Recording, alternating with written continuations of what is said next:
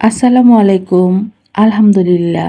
আজকে চলে আসছি গরুর মাংস দিয়ে ঘরে অল্প উপকরণে চাপ বানানোর সিম্পল রেসিপি নিয়ে। তো আমি প্রথমে এখানে মাংসগুলোকে একটু হালকা করে ভারী কাটছি। কাটার পরে এটাকে কাঁটা চামচ দিয়ে কেচে নিছি।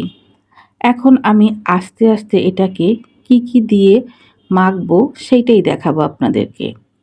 তো এখানে আমি প্রথমে 2 টেবিল চামচ রসুন আর 2 টেবিল চামচ আদা বাটা নিয়ে মাখলাম।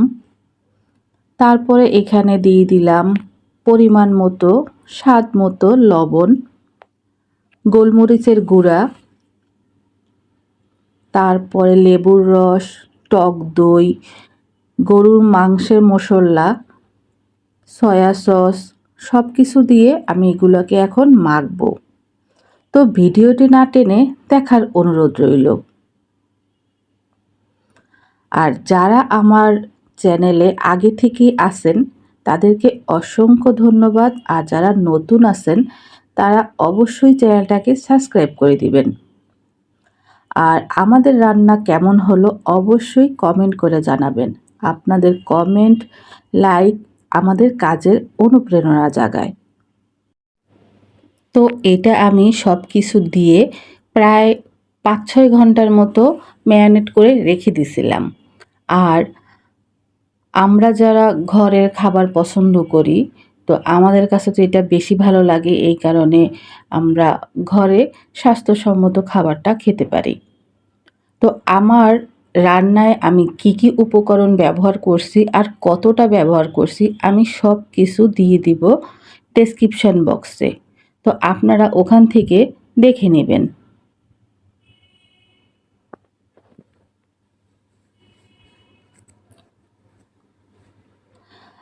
রান্না সবাই আমরা কম বেশ করতে পারি বা করি।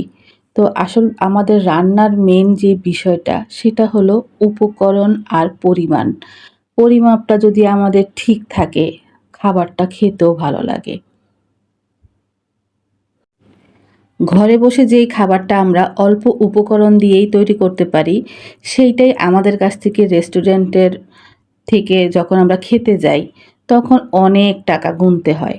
তো এই জন্য ভাবলাম ঘরেই একবার ট্রাই করে দেখা যায় যে রেস্টুরেন্টের মতো হয় কি না। আলহামদুলিল্লাহ, রেস্টুরেন্টের থেকে অনেক ভালো হইছে। তো এখন আমাদের আসলে সব কিছু দেওয়া শেষ।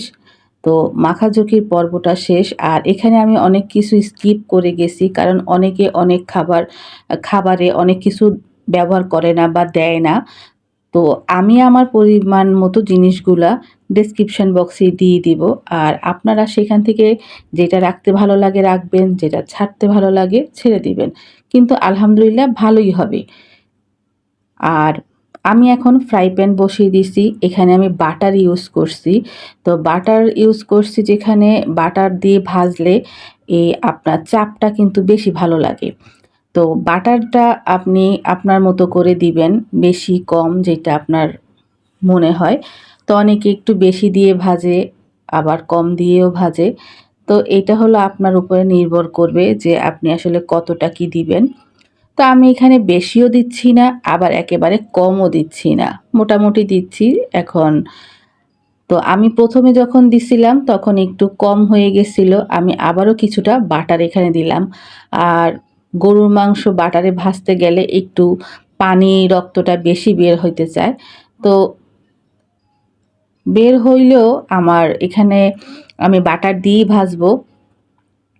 তো আমার এক পাশ হয়ে গেল। এখন আমি অন্য পাশটা ভাজবো। পানি বের হলে এটা সমস্যা নাই। কারণ হলো আমি যেহেতু মাংসটা কাঁটা চামচ দিয়ে কেটছি, তো সেখানে এটা ছিদ্র থেকে পানিটা বেশি বের হবে, এটাই স্বাভাবিক। তো এখন আমি উল্টে এগুলাকে দোনো পাশ ভেজে নেব। আর একটা জিনিসও আমি এটা নিজে থেকেই ব্যবহার করছি, সেটা হলো রসুন। কারণ আমরা মাংসে রসুন খেতে বেশি পছন্দ করি। তো এইটা আসলে রসুনটা আমি এক্সট্রা নিজে থেকেই দিছি। এটা কোনো রেসিপির অংশ না। আপনি চাইলে স্কিপ করতে পারেন।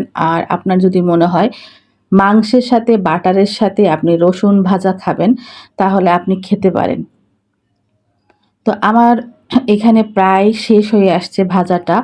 তো এই সময় আমি ওই বাটারের মধ্যে কিছু রসুন দিয়ে দিছিলাম। যেটা আমরা রসুনটা আসলে খেতে ভালোবাসি এজন্যই দেওয়া। আপনি চাইলে স্কিপ করতে পারেন।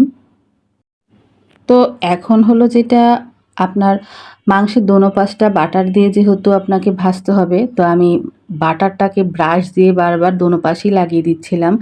মাংসটাও সিদ্ধ হয়ে যাচ্ছিল আর মাংসটা খেতেও ভালো লাগবে।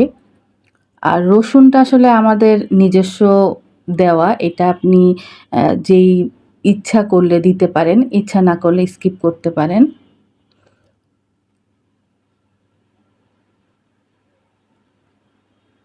তো এখন আমাদের এটা প্রায় হয়ে আসছে। তো আমরা যেগুলো হইছে ওগুলো উঠিয়ে ফেলবো, আবার নতুন করে দিব।